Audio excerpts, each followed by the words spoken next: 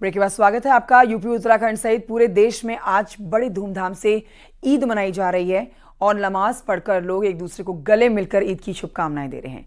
ईद को लेकर मस्जिदों के आसपास सुरक्षा के चाक चौबंद इंतजाम किए गए हैं। संवेदनशील इलाकों में पुलिस खास चौकसी बरत रही है।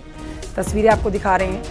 ईद एकता का पैगाम देती हुई, प्रेम का पैगाम देती हुई, भाईचारे का पैगाम देती हुई आज धूमधाम तरीके से पूरे देश में मनाई जा रही है। लेकिन कुछ इलाके ऐसे जिन्हें चिन्हित किया गया है और भारी सुरक्षा बलों की तैनाती की गई है यहाँ पर, जिसमें पीएसी, एसएसएफ और एसडीआरएफ के जवानों को तैनात किया गया है। दंगा ना भड़के, भाईचारा ना बिगड़े, माहौल खराब ना हो। चुनाव का समय चल रहा है, इसी के मद्देनजर ज्यादा सावधानी बरती जा रही है।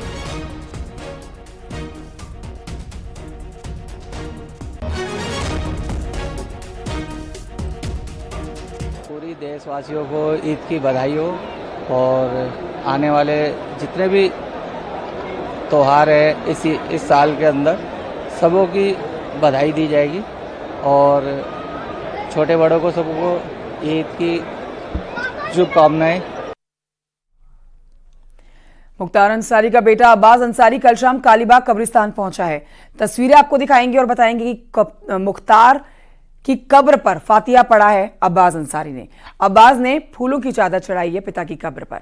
देखिए तस्वीरें, कल की तस्वीरें आपको दिखा रहे हैं। कल फातिहा का कार्यक्रम था, 3 दिन की पैरोल मिली हुई है। कल के कार्यक्रम में परिवार के साथ चाक चौबंद सुरक्षा व्यवस्था के बीच में शामिल हुआ है। फातिहा पढ़ने के बाद अब्बास को गाजीपुर जेल ले जाया गया। अब्बास अंसारी करीब 3 घंटे तक मोहम्मदाबाद में रहा।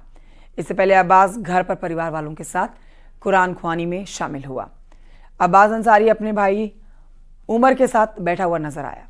अफजाल अंसारी ने कहा कि अब्बास अंसारी को जेल में ही ईद की नमाज पढ़ाई जाएगी। इसके बाद वो परिजन से मिलने पुलिस कस्टडी में घर आएगा। इसके लिए भी हमने कल ही निवेदन कर लिया था। क्षेत्राधिकारी मोहम्मदाबाद साहब जब आए थे पुलिस अधीक्षक महोदय के एक पत्र को लेके, तो हमने उनको बता दिया था कि 11 तारीख को नमाज जो होगी ईद की, तो वो तो चूँकि वो कारागार में हैं, उचित होगा कि वहीं पे उनको नमाज पढ़ा दी जाए, क्योंकि यहाँ ला के फिर ईदगाह में नमाज पढ़ाना व्यवधान बहुत होगा, हम लोग भी कंट्रोल नहीं कर पाएंगे। तो वहाँ नमाज पढ़ा लीजिए। नमाज पढ़ने के बाद फिर जब आप उचित समझिएगा लेके परिवार में आइएगा। कल साल भर का वो त्यौहार है और पहली ऐसी ईद है जब मुख्तार अंसारी दुनिया में नहीं हैं, तो उस परिवार में उस गम के माहौल में जो लोग आएंगे, शिरकत करेंगे, उनके लिए पुरसा देंगे, उस कार्यक्रम में शामिल होंगे। आए थे और फातिहा हुआ, अब मज़ार पर आए, फूल की चादर चढ़ाए, मिट्टी डाले और रुखसत हो गए गाजीपुर जेल के लिए। तो आप अफजाल अंसारी को सुन रहे थे और पिता मुख्तार की कब्र पर फातिहा पढ़ने के बाद अब्बास अंसारी कब्रिस्तान से बाहर निकला है।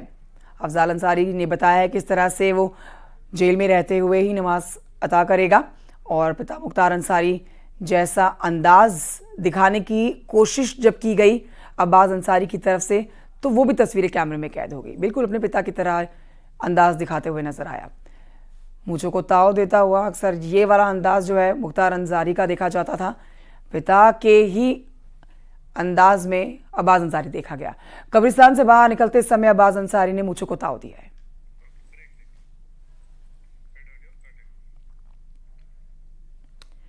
छोटे से ब्रेक के लिए रुकने, जल्द लौटेंगे। आप देख रहे हैं न्यूज़ 18 उत्तर प्रदेश उत्तराखंड।